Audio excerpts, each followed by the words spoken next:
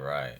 So in this particular video, we have a constant horizontal force of 90 Newton that's being applied to a stationary 50 kilogram crate on a rough level surface. It's just if the crate accelerates at 1.2 meters per second squared, determine one, the kinetic frictional force, two, the coefficient of kinetic friction, C, the speed of the crate after 6 seconds, and D, it wants us to do a ratio problem. All right, so let's go ahead and crack out A, B, and C on this particular slide. To do part A, it's pretty straightforward.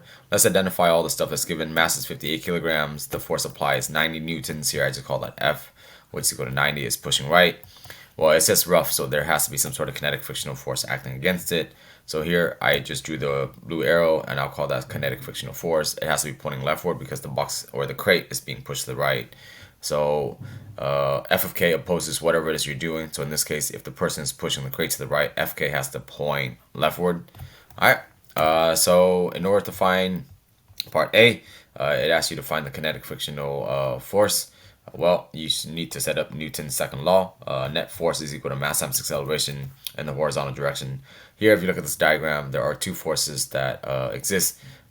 F is pushing the crate to the right, and then as it does that, Fk pointing leftward opposes it. So here I have F minus F of K equals to Ma. I'd like to point out that in my work, I'm already telling you that F of K is negative, so it's important that you don't undo that. Okay. Here, I just flip-flop Ma and F of K. So in order to solve F of K, this is negative F of K. I move to the right side, which makes it positive. And then Ma, I want to move to the left side, the equal sign, which makes it negative. I'm doing that because I'm asked to solve for F of K, aka I say for F of K first.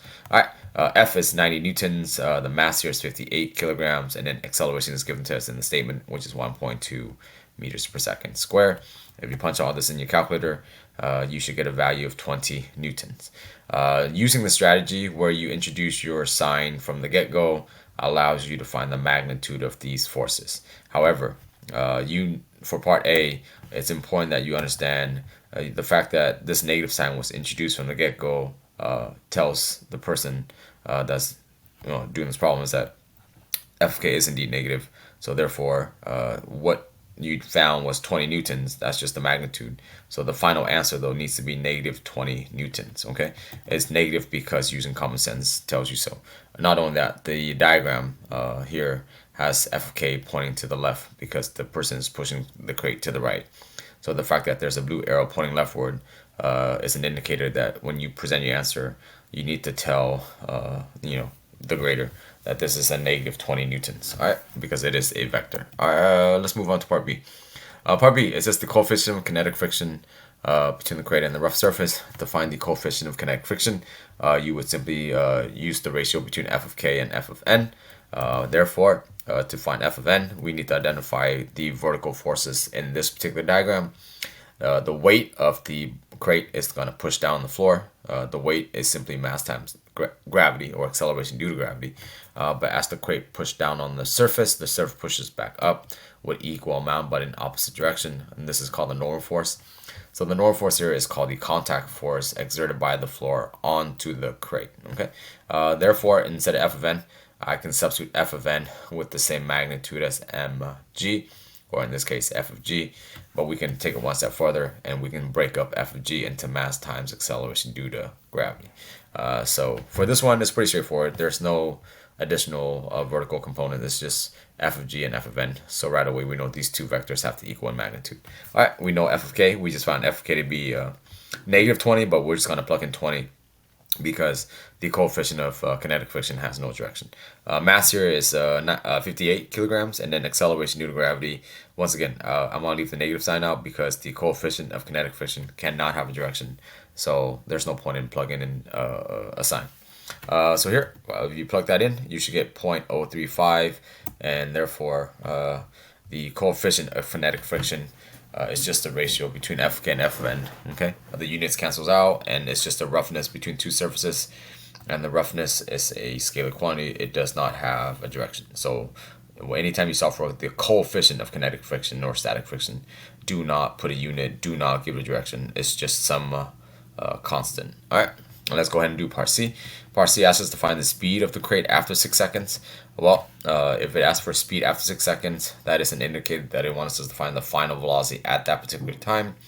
The final velocity using kinematics is Vf, which is equal to At plus Vi.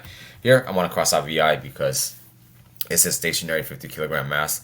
So as you do practice, pay attention to whether a crate or a box starts at rest or if it's already moving. If it's already moving, then you cannot cross it out, okay? But here it says stationary, so I want to cross the VI out because that's assumed to be 0. Acceleration is 1.2, and then time here is 6. So if we multiply that on a calculator, 1.2 times 6 is 7.2, and that is my answer. It has to be part C. It says the speed of the crate. Speed would imply that it is a scalar, so I don't need to give a direction. So I'm just going to highlight 7.2 meters per second, and that is my answer. So once again, speed is a scalar. Do not include a direction as you practice. Part D. It says that if this distance traveled during the first 2 seconds, the first 2 seconds would imply that it starts at 0 second and ends at 2. It's some distance d. And it wants us to know, well, it wants us to find the distance covered during the first 5 seconds. The first 5 seconds using this language would suggest that you start at 0 second and you go to 5 seconds. So here I just provide a little visual for you. Here's the crate at times equal to 0, and then at times equal to 2, it has traveled some distance d. Okay, not drawn on a scale, it doesn't really matter. This just helps you visualize whatever that d is. Well, it wants us to find, though, the distance covered during the first 5 seconds in terms of this.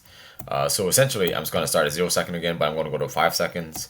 And here's my new length. Okay, so I want to know what this new length is, or what this new distance is in terms of the distance given during the first 2 seconds. So as you can see, here everything is just in terms of variable. The first 2 seconds, some distance d. After 5 seconds is some distance d new, or d2 if you like to use d2. Here I'm going to use my displacement function. The reason I'm using my displacement function is because time is involved and I know what the acceleration is. I also know what VI is. VI is going to be 0, so I'm going to cross that out, which simplifies delta x into simply 1/2 at squared. But as you practice, it's important to recognize that the person is pushing the crate in one direction. So therefore, the magnitude of your displacement, which is your distance, the only difference between distance and displacement is that displacement is a vector, has a direction, while distance does not. But the value itself is the same. So instead of delta x, I'm just going to replace delta x with d, because the problem states that it's the distance covered during the first 2 seconds. So I mean, you could keep it as delta x, but I will replace delta x with d because the diagram I have here is d and the wording itself has the letter d. But here, d is just 1/2 at squared, once again because VIT cancels out. And I'm just going to apply this particular function twice. Well, I know that d is equal to 1/2 at squared. Okay, whatever t is here. T is 2 seconds here. But I don't need to plug in any calculator work. Here, d new is simply 1/2 a t new square. Now, the reason why this is 2.5 t in parentheses is because, well, the first scenario says that you push for 2 seconds. The second scenario says, well, how far would it travel after 5 seconds? If you can just do basic math, 5 divided by 2 is 2.5. So you're pushing the crate for 2.5 times the amount of time. Okay, so 5 divided by 2 is 2.5. So you notice here in parentheses, I have 2.5 t. What is this t? This t is the original scenario, which is 2 seconds. So 2.5 times 2 is 5. But you notice here I'm not using 5 seconds. I'm just using a ratio method. So this would be 2.5 times t. And I want to square that. Therefore, if you distribute the square, 2.5 squared is 6.25. And then t squared is just t. But as you notice here, the only difference here is the 6.25 coefficient. Well, I can pull that coefficient out in the front. So it would be the same. It would be 6.25 times 1/2 at squared. Well, earlier I established that 1/2 at squared is d, or 1/2 at squared is equal to d. So wherever 1/2 at squared is, okay, that I highlighted there, well, that's just d. So I can replace this whole entire highlighted region with the variable d because it is d. Therefore, my answer would simply be 6.25 d. So the crate, excuse me, would travel 6.25 times the distance during the 2 seconds. All right, and so that is our answer. So the ratio would be 6.25 d. All right, other than that, I hope that helps. Stay nerdy, don't be whack.